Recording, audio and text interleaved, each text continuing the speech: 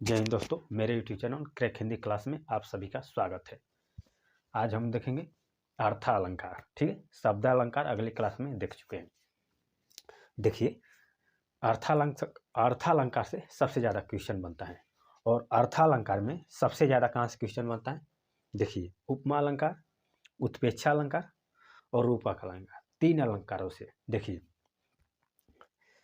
जितने भी अलंकार में क्वेश्चन बनते हैं उसका 50% सिर्फ तीन अलंकार से बनता है, यानी कि उपमा, रूपक, उत्प्रेक्षा, यानी कि तीन अलंकारों से सबसे ज़्यादा क्वेश्चन बनता है।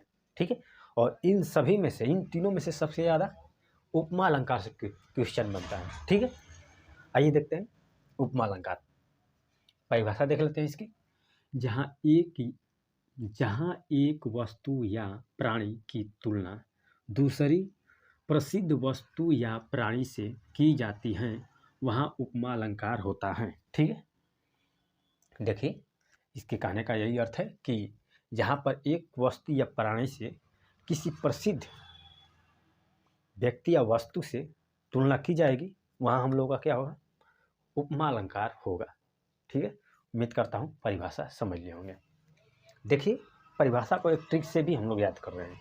एक ट्रिक से याद करते हैं। देखिए, यहाँ लिखा है तुलना। तुलना, ठीक है, तो इसे ध्यान दीजिएगा। देखिए, ये तुलना शब्द लिखा हुआ है, यानी कि यहाँ तुलना की जाती है, यानी कि उपमा, यानी कि यहाँ हम लिख सकते हैं कि ट्रिक के तौर पे कि जहाँ तुलना की जाए वहाँ उपमा अलंकार होगा।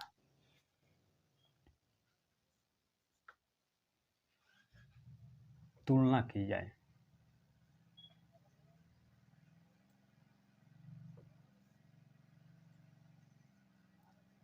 तुलना की जाए, यहाँ लिख देते हैं जहाँ, यानी कि जहाँ तुलना की जाए वहाँ उपमा अलंकार होगा। ठीक है, इस बात को विशेष तौर पे ध्यान रखिएगा कि जहाँ तुलना की जा रही है किसी से वहाँ उपमा अलंकार होता है। उम्मीद करता हूँ समझ लिए होंगे और ट्रिक द्वारा याद भी रख लेंगे कि जहाँ तुलना की जाती है वहाँ उपमा अलंकार होता है। आइए आगे देखते हैं, उदाहरण के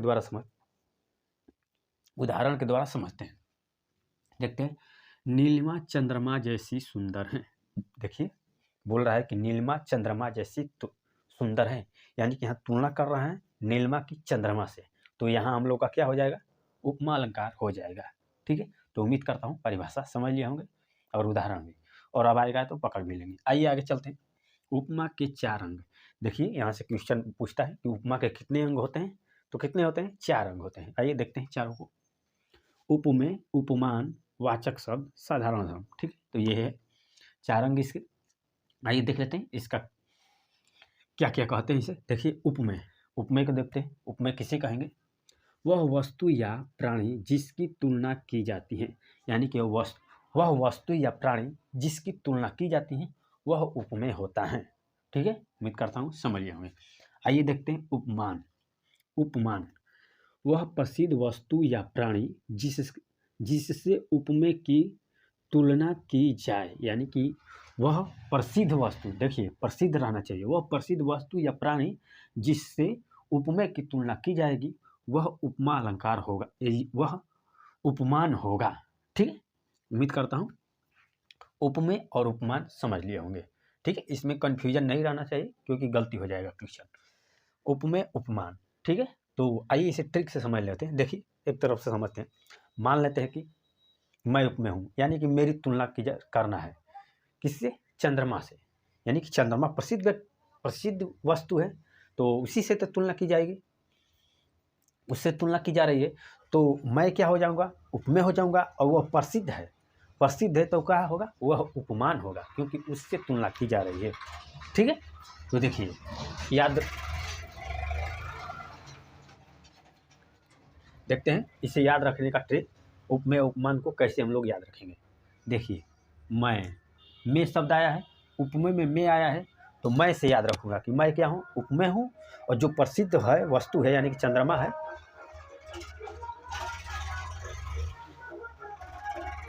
यानी कि उससे तुलना की जा रही है, तो वह क्या है? उपमान है। मान किसका ज़्यादा होगा?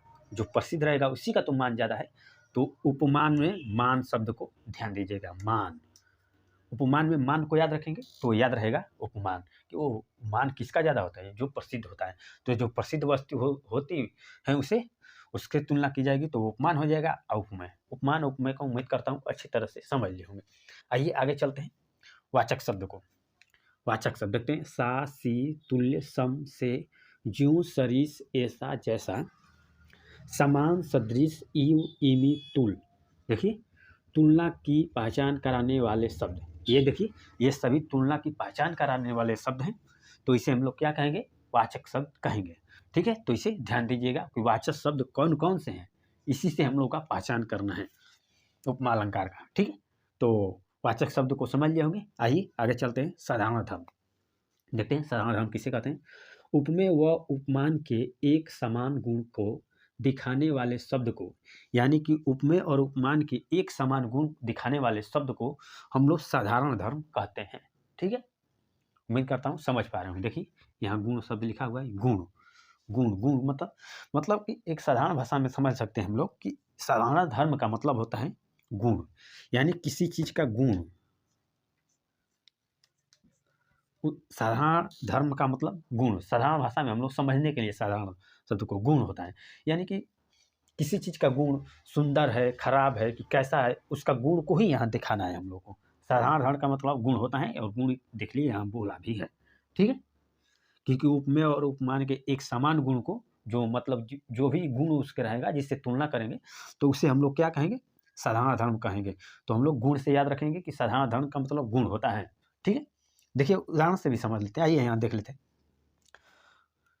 उदाहरण है, मुख चंद्र सा सुंदर है, यानी कि मुख चंद्र सा सुंदर है, यानी कि मुख कैसा है, चंद्र सा सुंदर है, यानी कि मुख की तुलना चंद्रमा से की जा रही है। ठीक है, मुख की, यहाँ पे मुख की तुलना चंद्रमा से की जा रही है कि चंद्रमा जैसा सुंदर है। ठीक है, उम्मीद करता हूँ समझ पा रहे हैं। आइए देखते हैं चारों अंग इसमें कौन कौन से। देखिए मुख, मुख यानी मुख की तुलना की जा रही है, यानी कि जिसकी तुलना की जाएगी वो उपमेय होगा। ठीक है, जिसकी तुलना की जाए, यानी कि मुख की तुलना की जा रही है तो उपमेय, तो मुख क्या है, उपमेय है।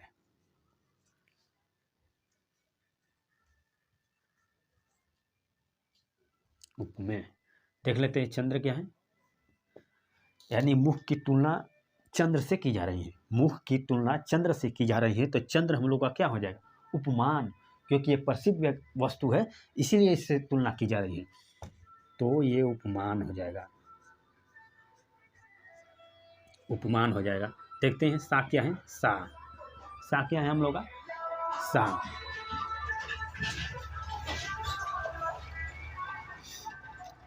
हम लोगों का साधारण धर्म है, वाचक शब्द हैं। सा हम लोगों का वाचक शब्द है, ध्यान दीजिएगा। देखिए यहाँ पे है वाचक शब्द, वाचक शब्द सा हम लोग का वाचक शब्द है।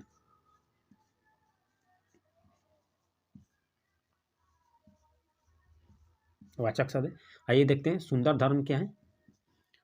ये सुंदर क्या है, सुंदर, सुंदर क्या है, इसका गुण ही ना है कि मुख सुंदर है, यानी कि उसका गुण है, मुख का गुण है कि वह सुंदर है। ठीक है, तो साधारण धर्म मानते हैं गुण को हम लोग, गुण को साधारण धर्म कहते हैं। तो देखिए यहाँ पे लिख देते हैं साधारण धर्म,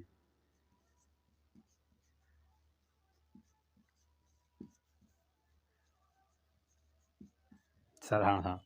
उम्मीद करता हूँ समझ लिए होंगे चारों अंक को, कौन कौन से हैं इसके, ये चारों अंक रहे यहाँ पे और यहाँ पे, तो उम्मीद करता हूँ इन्हें समझ लिए होंगे। ठीक है, आइए आप समझते हैं उदाहरण से। देखते हैं पहला उदाहरण, पीपर पात सरिस मन डोला। यहाँ बोल रहा है कि पीपर पात सरिस मन डोला।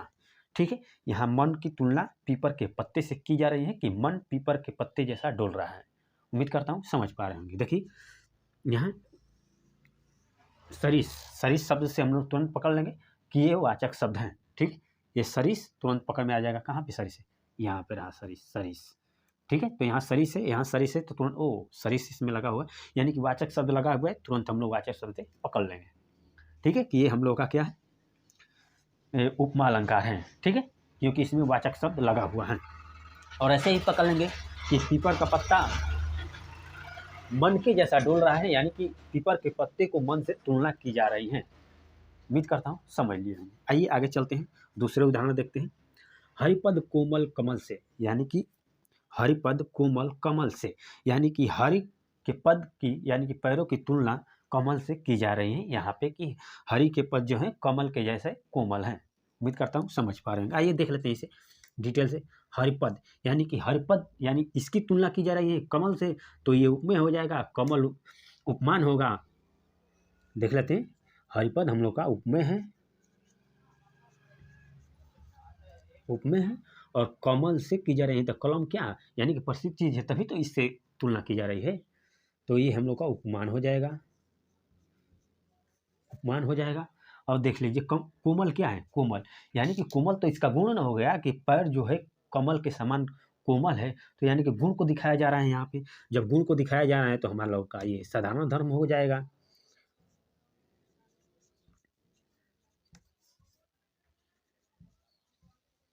आइए देख लेते हैं ये क्या है, लास्ट में बचा है 3 हो गया, 4 ये लास्ट में जो नंबर, ये हम लोग का वाचक शब्द है। देख लीजिए वाचक शब्द में हम लोग देखते हैं कहाँ पे, वाचक शब्द में ये रहा से हम लोग का यहाँ रहे, यानी कि से हम लोग का वाचक शब्द है।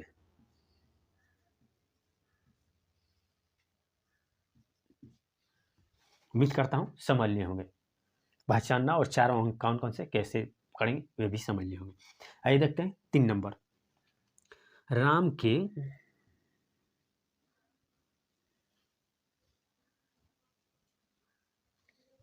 देखिए, राम के समान शंभु, शंभु सम राम है।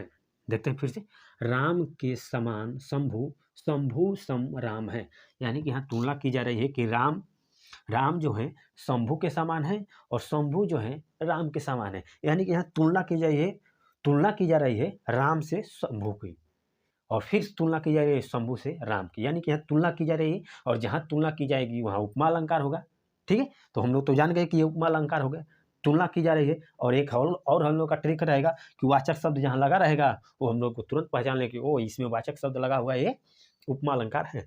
देख लेते हैं, देखिए ये है समान, समान वाचक शब्द लगा हुआ है, और वाचक शब्द कहाँ है, वाचक शब्द में समान यहाँ पे है, यानी कि वाचक शब्द लगा हुआ है। ठीक है, और देख लेते हैं, देखिए यहाँ पे सम भी वाचक शब्द लगा हुआ है, सम देखिए वाचक शब्द कहाँ पे है, सम, ये रहा सम, यानी कि वाचक शब्द सम है, वाचक शब्द। ठीक है, तो उम्मीद करता हूँ समझ लिए होंगे उदाहरण, और वाचक शब्द याद रहेगा तो तुरंत पकड़ने में हम लोग को सहायता मिलेगा कि तुरंत उपमा अलंकार हम लोग पकड़ लेंगे। ठीक है, उम्मीद करता हूँ तीनों उदाहरण समझ में आए होंगे और पूरा उपमा अलंकार समझ में आया होगा, और यहाँ से क्वेश्चन बन जाता है, तो इसे ध्यान दीजिएगा उदाहरण को। ठीक है, तो उम्मीद करता हूँ उपमा अलंकार अच्छी तरह से सीख लिए हैं और पहचान भी लेंगे। आइए आगे देखते हैं रूपक अलंकार।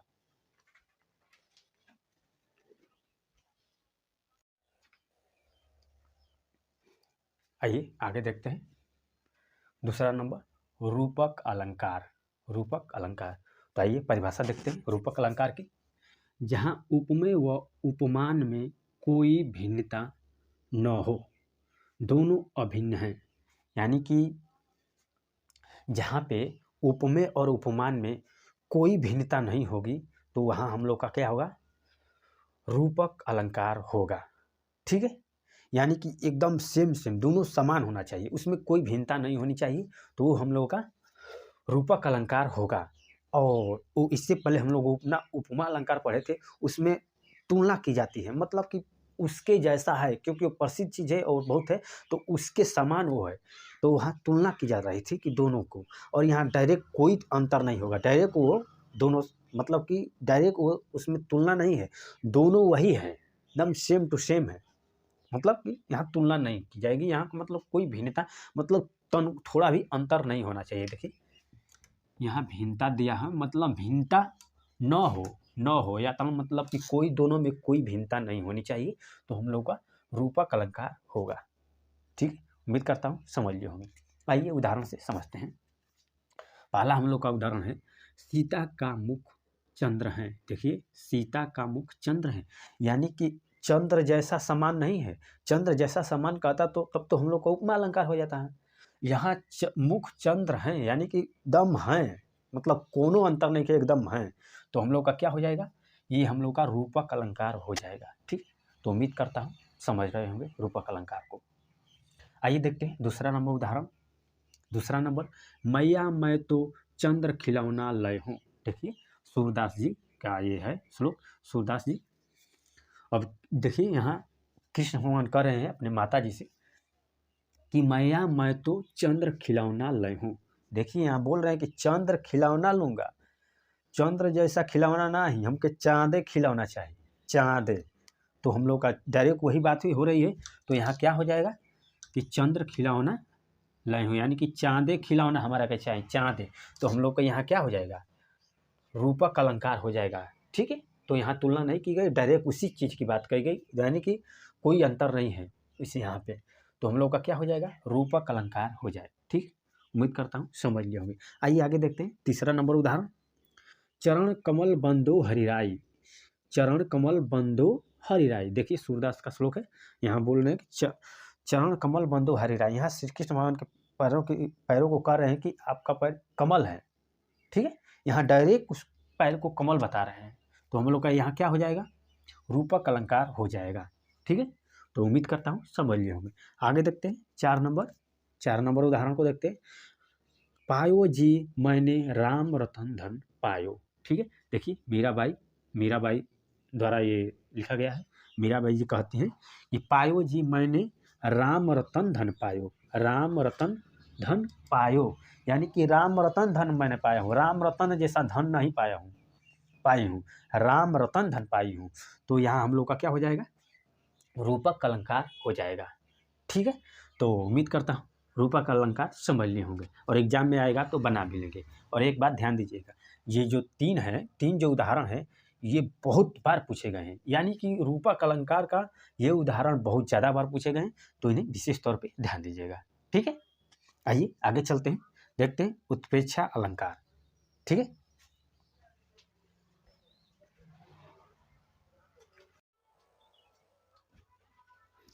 आइए आगे देख लेते हैं तीसरा नंबर उत्प्रेक्षा अलंकार। ठीक है, देखते हैं उत्प्रेक्षा अलंकार की परिभाषा क्या होती है। जहाँ उपमेय में उपमान की संभावना अथवा कल्पना कर ली गई हो वहाँ उत्प्रेक्षा अलंकार होता है। ठीक है, देखिए पूछेगा उत्प्रेक्षा अलंकार किसे कहते हैं। जहाँ उपमेय में उपमान की संभावना की जाएगी वहाँ उत्प्रेक्षा अलंकार होता है। ठीक है, तो ये हमारी परिभाषा है। तो देखिए यहाँ पे ध्यान दीजिए, देखिए संभावना अथवा कल्पना, यानी कि संभावना की जाए या कल्पना की जाए तो क्या होगा, हमारा उत्प्रेक्षा अलंकार होता है। उम्मीद करता हूँ समझ लिए होंगे। आइए आगे देखते हैं बोधक शब्द। देखिए बोधक शब्द को याद रखिए। बोधक शब्द जो है इसे याद रखेंगे तो तुरंत क्वेश्चन हम लोग पकड़ लेंगे। ठीक है, देखिए बोधक शब्द क्या है, मनो, मानो, मनु, मनहु, जानो, जनु, जनहु, जनहु। ठीक है, जनहु ये क्या हमारा है, बोधक शब्द है और इसे याद कर लीजिए क्योंकि इससे ही हमारा क्वेश्चन पहचान में आता है। आइए देखते हैं पहला उदाहरण से समझते हैं। पहला उदाहरण हम लोग का सीता का मुख मानो चंद्र है। ठीक है, यहाँ कह रहा है कि सीता का मुख मानो चंद्र है, यानी कि संभावना प्रकट हो रही है कि मानो कि चंद्र है। ठीक है, तो हमारा क्या हो जाएगा, ये उत्प्रेक्षा अलंकार हो जाएगा। ठीक है, तो इसमें मानो शब्द आया हुआ है, मानो, देखिए मानो शब्द आया हुआ है, यानी बोधक शब्द मानो लगा हुआ है, जिससे हम पहचान लेंगे और तुरंत बता देंगे कि इसमें संभावना की जा रही है और मानो बोधक शब्द लगा हुआ है, तो ये हमारा उत्प्रेक्षा अलंकार है। ठीक, उम्मीद करता हूँ समझ पा रहे होंगे। आइए आगे देखते हैं दूसरा नंबर उदाहरण। उषा काल मारे क्रोध के तनु कांपने उसका लगा, मानो हवा के जोर से सोता हुआ सागर जगा। ठीक है, देखिए फिर से, उस काल मारे क्रोध के तनु कांपने उसका लगा, मानो हवा के जोर से सोता हुआ सागर जगा। ठीक है, तो यहाँ देखते हैं, पकड़ते हैं, मानो हवा की जोर से, यानी कि मानो हवा की जोर से, यानी कि देखिए संभावना प्रकट हो रही है कि मानो यानी कल्पना भी हो रही है। देखिए कल्पना हो रही है, मानो हवा के जोर से। ठीक है, तो यहाँ मानो आया हुआ है, तो मानो तुरंत हम लोग पकड़ लेंगे, ओ मानो हवा की जोर से कह रहा है, यार क्या कल्पना भी करा रहा है कि मानो, तो हम लोग का क्या हो जाएगा, उत्प्रेक्षा अलंकार हो जाएगा। ठीक है, तो उम्मीद करता हूँ समझ लिए होंगे। आइए चलते हैं तीसरे नंबर उदाहरण से समझते हैं। तीसरा नंबर है, सोहत ओढ़े पीत पट श्याम सलोने गात, मनहु नीलमणि शैल पर आतप पर्यो प्रभात। ठीक है, ठीक है, देखते हैं। सोहत ओढ़े पीत पट श्याम सलोने गात, मनहु नीलमणि शैल पर आतप पर्यो प्रभात। ठीक है, तो देखिए यहाँ तीसरा नंबर का मनहु नीलमणि शैल पर, यानी कि मनहु नीलमणि शैल पर, यहाँ मानने की बात करें। मनहु यानी कि यहाँ मानने की कह रहा है, यानी कि कल्पना कर रहा है। तो क्या हो जाएगा, मनहु शब्द यही आएगा। देखिए वहाँ मनहु हमारा बोधक शब्द आया हुआ है, मनहु के मानने के लिए बोल रहा है कि मनहु नीलमणि शैल पर। तुरंत हम लोग यहाँ पकड़ लेंगे, ओ ये तो उत्प्रेक्षा अलंकार है कि मनहु जनहु ये सब किस में आता है, उत्प्रेक्षा अलंकार में आता है। उम्मीद करता हूँ समझ लिए होंगे उत्प्रेक्षा अलंकार और उसकी परिभाषा को, और इसे याद रखिएगा जिससे हमारा क्वेश्चन तुरंत पहचान में आ जाए। ठीक है, तो उम्मीद करता हूँ समझ लिए होंगे उत्प्रेक्षा अलंकार को और पहचान भी लेंगे। तो आइए आगे चलते हैं।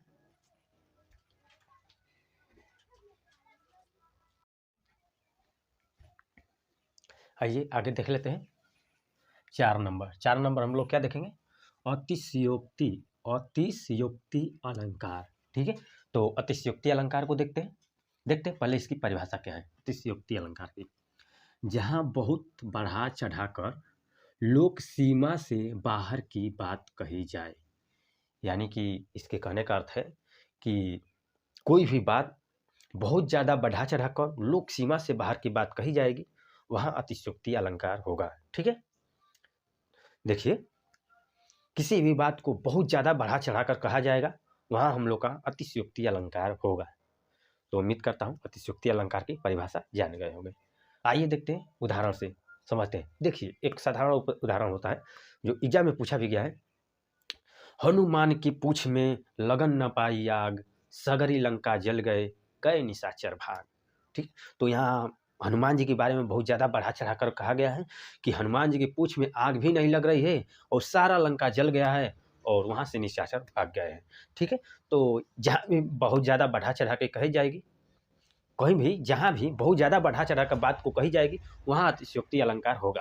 उम्मीद करता हूँ समझ लिए होंगे अतिशयोक्ति अलंकार को। आइए उदाहरण से देख लेते हैं। देखिए हम लोग का पहला उदाहरण है, देख लो साकेत नगरी है यही, स्वर्ग से मिलने जा रही। ये मैथिली शरण गुप्त जी कह रहे हैं कि देख लो यही है साकेत नगरी, स्वर्ग से मिलने जा रही है। ठीक है, तो यहाँ देखिए साकेत जो है अयोध्या का पुराना नाम है, अयोध्या का पुराना नाम साकेत नगरी है। साकेत, तो वही अयोध्या के बारे में वर्ण कर रहे हैं मैथिली शरण गुप्त जी और कह रहे हैं कि देख लो यही है साकेत नगरी, स्वर्ग से मिलने जा रही है। यानी कि अयोध्या की, यानी कि साकेत के बारे में बहुत ज़्यादा बढ़ा चढ़ा के बता रहे हैं उसकी खूबसूरती को। तो हम लोग का यहाँ क्या हो जाएगा, अतिशयोक्ति अलंकार हो जाएगा। ठीक है, तो यहाँ हम लोग का कौन सा होगा अलंकार, अतिशयोक्ति अलंकार हो जाएगा। ठीक, उम्मीद करता हूँ समझ पा रहे होंगे। आइए आगे देखते हैं दूसरे उदाहरण से।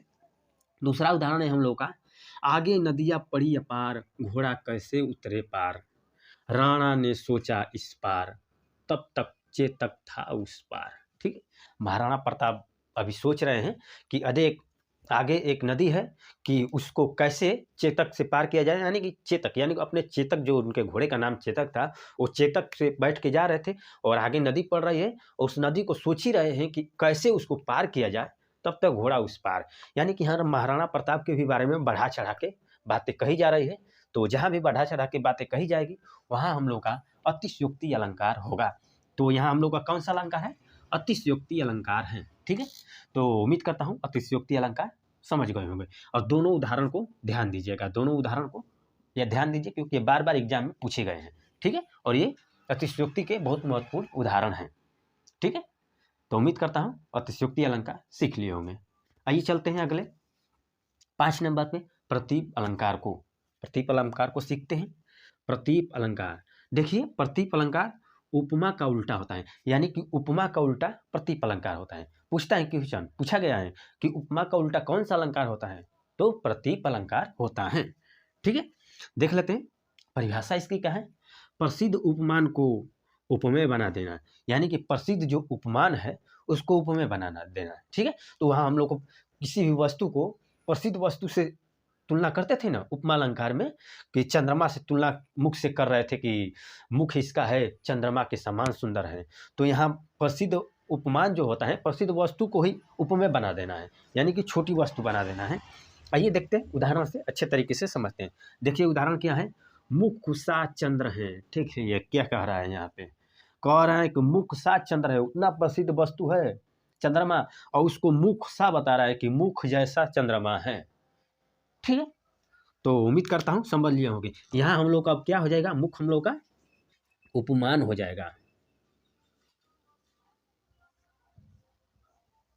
उपमान। उपमान हम लोग का किसे कहते थे, किसी भी प्रसिद्ध वस्तु को उपमान कहते थे। और यहाँ हम लोग का प्रसिद्ध यानी कि मुख को ही उपमान बता दिया है कि मुख सा चंद्र है, यानी कि इसका प्रोग्रेस ज़्यादा कर दिया, इसको ही प्रसिद्ध बना दिया है, ठीक है। तो ये उपमा हो जाएगा और चंद्रमा अब हम लोगों का उपमेय हो जाएगा।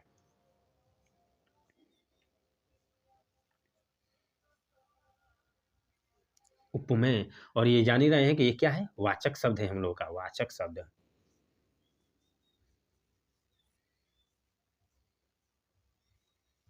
तो उम्मीद करता हूँ प्रतीप अलंकार समझ लिए होंगे, ठीक है। प्रतीप अलंकार उपमा का उल्टा होता है, ठीक है। तो उम्मीद करता हूँ दोनों को अलंकार को समझ लिए होंगे। आइए आगे देखते हैं आप।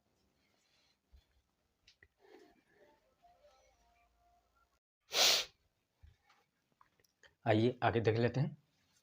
आगे 6 नंबर भ्रांतिमान अलंकार और 7 नंबर है संदेह अलंकार, ठीक है।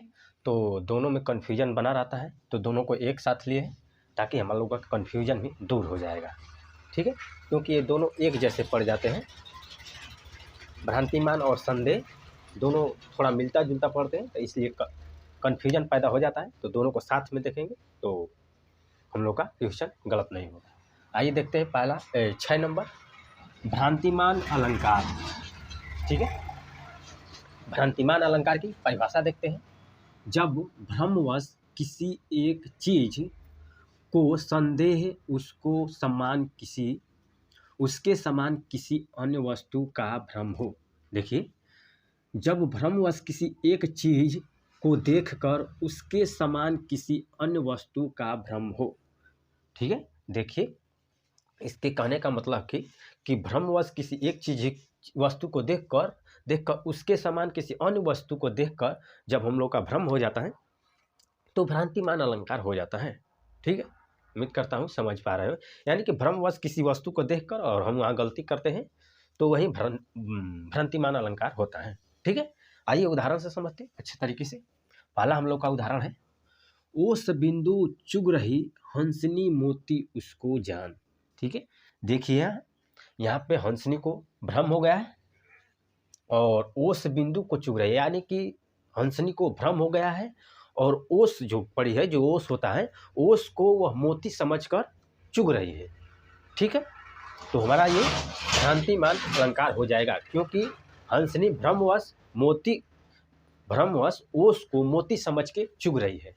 तो हमारा यहाँ क्या हो जाएगा, भ्रांतिमान अलंकार हो जाएगा। उम्मीद करता हूँ समझ पा रहे होंगे। आइए अगला देखते हैं, दूसरे नंबर, मुन्ना तब मम्मी के सिर पर देख देख दो चोटी, भाग उठा भय मान कर सिर पर सापिन लोटी, ठीक है। देखिए इस श्लोक का कहने का मतलब है कि माता है और उनकी 2 चोटी है। तो चोटी जो पीठ पे होती है, तो चोटी को देखता है बालक और जाकर लगता है, तो वो सांप को समझकर डर कर भाग जाता है उनके पास से, ठीक है। तो वहाँ उस बच्चे को भ्रम हो गया है, क्योंकि वो तो चोटी है और भ्रम हो गया कि वो अरे ये तो साफिन लोटी है, और डर के वहाँ से भाग गया। तो जब भाग गया तो यानी कि भ्रम हो गया उसको, तो भ्रमवश तो हम लोगों का क्या हो जाएगा, इसमें भ्रांतिमान अलंकार हो जाएगा। उम्मीद करता हूँ समझ पा रहे होंगे। आइए आगे देख लेते हैं, 7 नंबर संदेह अलंकार। जहाँ पर किसी वस्तु को देखकर संशय बना रहे, निश्चय न हो, वहाँ संदेह अलंकार होता है, ठीक है। देखिए इसके कहने का मतलब यही है कि जहाँ पर भी किसी वस्तु को देखकर संदेह बना रहता है और निश्चय यानी कि क्लियर नहीं हो पा रहा है कि यह है तो क्या है, ठीक है। तो वहाँ हमारा लोगों का संदेह अलंकार हो जाएगा, क्योंकि वहाँ संदेह बना हुआ है। उम्मीद करता हूँ समझ पा रहे होंगे। आइए उदाहरण से देखते हैं। उदाहरण हम लोग का पहला उदाहरण है, यह मुख है या चंद्र है। देखिए यह बोल रहा है कि यह मुख है या चंद्र है, या यानी मुख है या चंद्र है, यानी कि यहाँ संदेह बना हुआ है कि यह मुख है कि चंद्र है, क्लियर नहीं हो रहा है। ठीक है, देखिए मुख है या चंद्र है, यानी कि यह क्लियर नहीं हो रहा है, यानी कि संदेह बना हुआ है इसमें, तो ये हम लोगों का संदेह अलंकार हो जाएगा। उम्मीद करता हूँ समझ लिए होंगे। आइए देखते हैं दूसरे नंबर उदाहरण से। दूसरा नंबर देखिए, सारी बीच नारी है कि नारी बीच सारी है, कि सारी ही नारी है कि नारी ही की सारी है। ठीक है, देखिए ये श्लोक तब का है जब दुशासन द्रौपदी का चीर हरण कर रहा था, तो चीर हरण में साड़ी खींचता जा रहा था, उसको समझ में नहीं आ रहा है वहाँ कि सारी है कि नारी है, कि सारी बीचे नारी है कि नारी बीचे सारी है, वहाँ उसको संदेह बना हुआ है। तो हम लोग का यहाँ क्या हो जाएगा, संदेह अलंकार हो जाएगा, क्योंकि वो क्लियर कर नहीं पा रहा है कि सारी है कि नारी है। ठीक है, तो उम्मीद करता हूँ संदेह अलंकार को समझ लिए होंगे। और एक बात और ध्यान दीजिए, देखिए इसका पहचान है कि, या, क्या, अथवा, ऐसे शब्द लगे होते हैं। देखिए इसमें भी लगा था या लगा हुआ था। देखिए यहाँ पे की, तो की लगा हुआ है। तो ये पहचान ऐसे ऐसे शब्द लगे रहते हैं इसमें, तो ध्यान दीजिएगा इसको भी, ताकि हमारा क्वेश्चन आसानी से और जल्दी में पहचान लें। देखिए दोनों को कन्फ्यूजन खत्म करते हैं, ताकि हमारा एग्जाम में क्वेश्चन गलत ना हो। देखिए भ्रांतिमान अलंकार, भ्रांतिमान मतलब कि भ्रमवश 100% हम लोग गलती कर देंगे।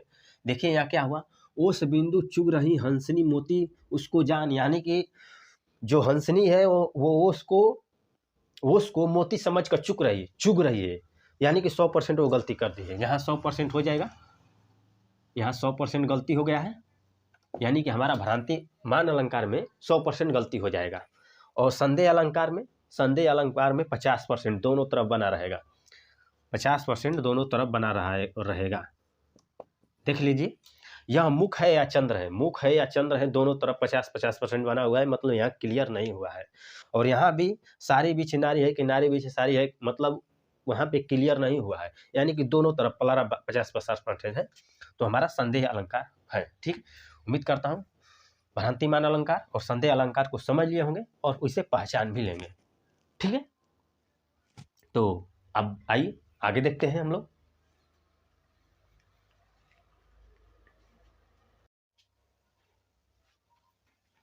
आइए आगे देख लेते हैं।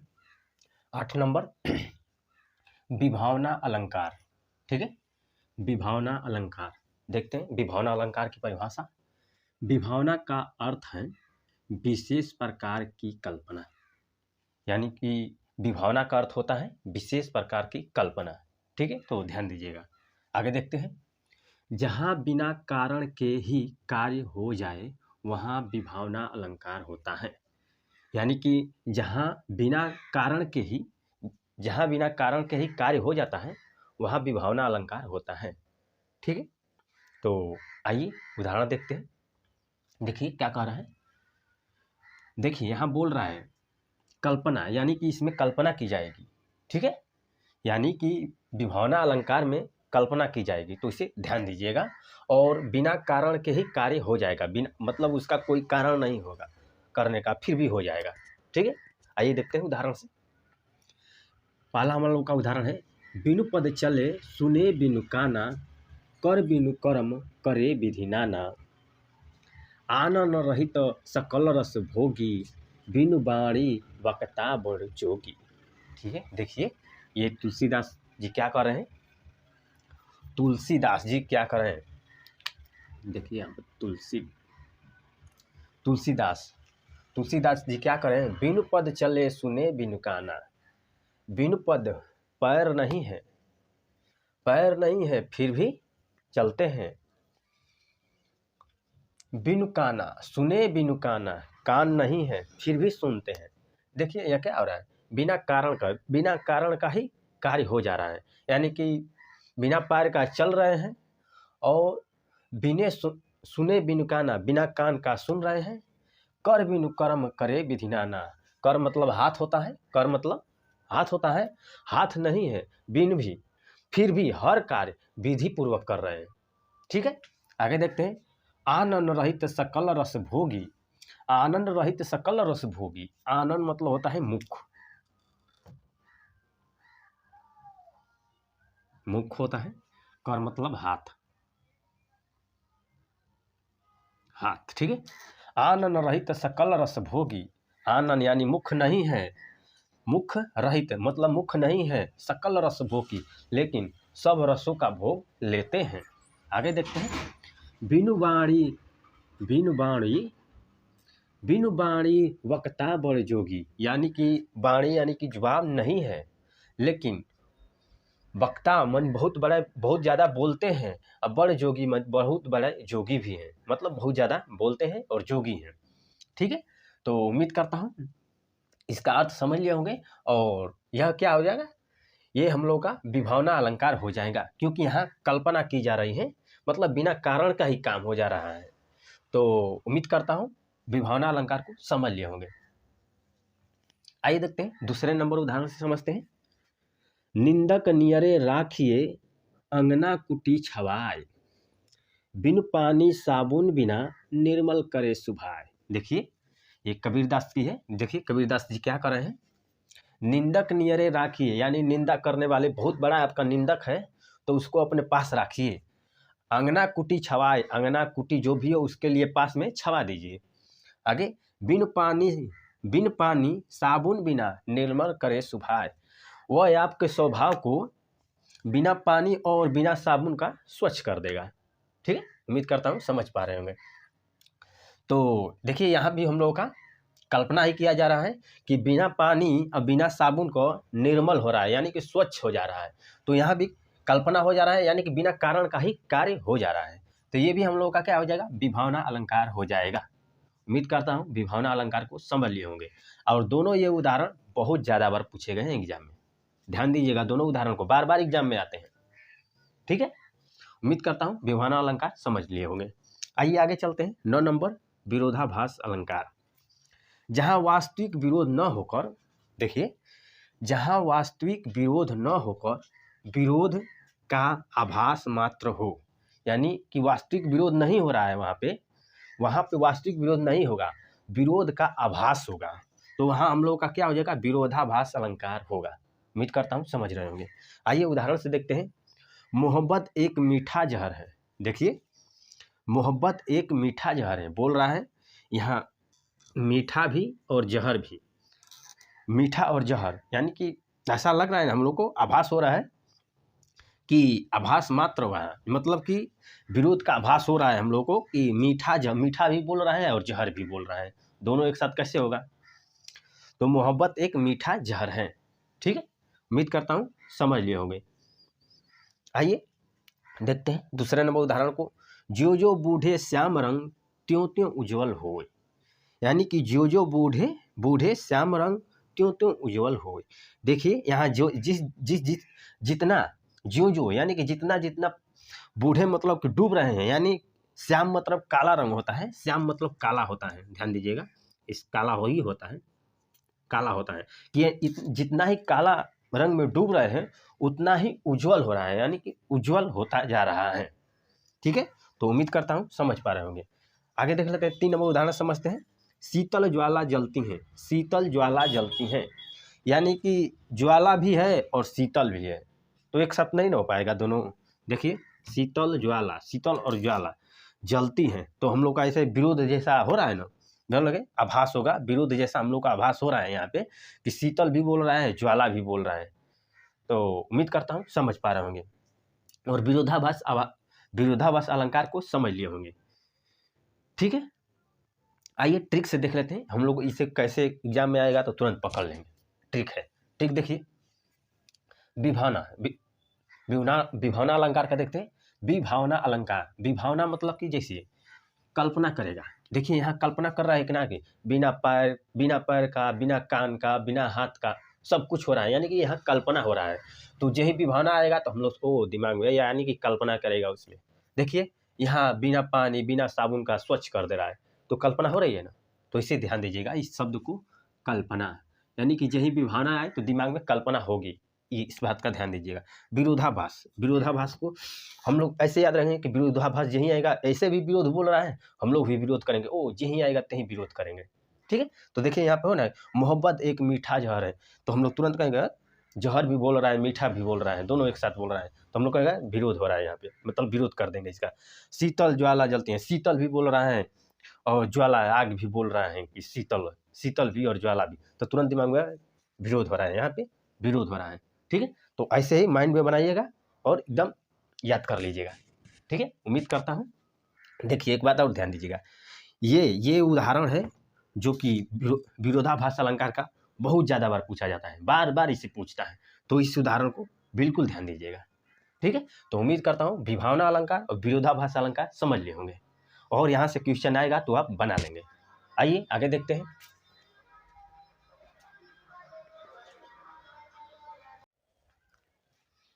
आइए आगे देखते हैं। 10 नंबर है हम लोग का उल्लेखा अलंकार। ठीक है, 10 नंबर देखेंगे, उसके बाद 11 नंबर देखेंगे तो हमारा अलंकार समाप्त हो जाएगा। देखते हैं 10 नंबर उल्लेख अलंकार। देखिए उल्लेख अलंकार किसे कहते हैं, देखते हैं। काव्य में जहाँ एक ही वस्तु या व्यक्ति का वर्ण अनेक प्रकार से किया जाए वहाँ उल्लेख अलंकार होता है। ठीक है, देखिए इसके कहने का मतलब यही है कि काव्य में जहाँ भी किसी वस्तु या व्यक्ति का अनेक प्रकार से वर्ण किया जाए तो वहाँ हमारा उल्लेख अलंकार होता है। उम्मीद करता हूँ समझ पाए होंगे। आइए उदाहरण से समझते हैं। उदाहरण है हम लोग का पहला, उसके मुख को कोई कमल कोई चंद्र कहता है। देखिए उसके मुख को कोई कमल कह रहा है तो कोई चंद्र कह रहा है, यानी कई तरह से वर्ण किया जा रहा है, तो हम लोग का क्या हो जाएगा, यहाँ उल्लेख अलंकार हो जाएगा। ठीक है, उल्लेख अलंकार हो जाएगा, तो हमारा क्या है, उल्लेख अलंकार है। आइए दूसरे उदाहरण से समझते हैं। तो रूप है किरण में, सौंदर्य है सुमन में, तू प्राण है पवन में, विस्तार है गगन में। ठीक है, देखिए यहाँ पे ईश्वर के रूपों का वर्ण किया जा रहा है। देखिए कवि कैसे वर्ण कर रहा है, तो रूप है किरण में। देखिए किरण में बोल रहा है कि जो किरण है उसमें तुरूप है, जैसे किरण पड़ती है तो सब कुछ दिखाई देता है, तो बोल रहा है किरण में तुरूप है, सौंदर्य है सुमन में। देखिए यहाँ सुमन यानी कि फूल, फूलों में कह रहा है कि तू सौंदर्य है, यानी फूलों की जो सुंदरता होती है उसमें बोल रहा है कि सुमन में तू सौंदर्य है, यानी कि फूल में तू सौंदर्य है। ठीक है, सौंदर्य का मतलब सुंदरता, यानी कि फूल में तू सुंदरता है। तू प्राण है पवन में, तू प्राण है पवन में। देखिए बोल रहा है जैसे कि पवन हवा जो हम लेते हैं तो जितना रहते हैं, तो बोल रहा है कि तू प्राण है पवन में, यानी कि पवन में तू क्या है, प्राण है, हे ईश्वर। देखिए विस्तार है गगन में, हे ईश्वर तू विस्तार है गगन में, यानी कि गगन है जो आकाश है उसमें तू गगन का विस्तार है। ठीक है, उम्मीद करता हूँ समझ पाए होंगे। तो ये कई रूपों से ईश्वर के रूपों का वर्ण किया गया है, तो यहाँ हम लोग का क्या हो जाएगा, उल्लेख अलंकार हो जाएगा। उम्मीद करता हूँ उल्लेख अलंकार सीख लिए होंगे और एग्जाम में आएगा तो पहचान भी लेंगे कि कोई किसी एक ही रूप को बहुत अनेक प्रकार से वर्ण कर देगा तो हम लोग पहचान लेंगे कि ये तो उल्लेख अलंकार है। ठीक है, उम्मीद करता हूँ समझ लिए होंगे। आइए आगे देखते हैं 11 नंबर मानवीकरण अलंकार। देखते हैं इसकी परिभाषा क्या है। जब अमानवीय वस्तुओं पर मानवीय गुणों या क्रियाओं का आरोप किया जाए। देखिए यहाँ का छूट गया है, मानवीय क्रियाओं का आरोप किया जाए तो हम लोग का वहाँ क्या हो जाएगा, मानवीकरण अलंकार हो जाएगा। ठीक है, यानी कि अमानवीय मतलब वो मानव नहीं होगा और उसको मानव के गुणों से तुलना किया जाएगा, उसको मानवीय गुण को उसको व्याख्या किया जाएगा, यानी कि मानवीय गुणों या क्रियाओं का आरोप, यानी उसमें आरोप किया जाएगा। उम्मीद करता हूँ समझ पा रहे होंगे। देखिए इसमें एक बात और ध्यान दीजिए, यहाँ पर जो प्राकृतिक होती है ना, प्राकृतिक जो भी प्राकृतिक वस्तुएं हैं, प्राकृतिक की देन है, उसके गुणों से मानव के गुणों से तुलना कर देगा, यानी कि उसमें बता देगा कि ये पेड़ है तो हंस रहा है, मुस्कुरा रहा है, तो चल रहा है, तो मतलब कि मानव के गुणों को वो उस प्रकृति के पेड़ पौधों में उसमें उसके गुण को दिखाएगा, तो वहाँ हम लोग का क्या हो जाएगा, मानवीकरण अलंकार हो जाएगा। उम्मीद करता हूँ समझ रहे होंगे। आइए आगे देखते हैं, उदाहरण से समझते हैं। जगी, देखिए पहला उदाहरण हम लोग का, जगी वनस्पतियाँ अलसाई मुख धोती शीतल जल से।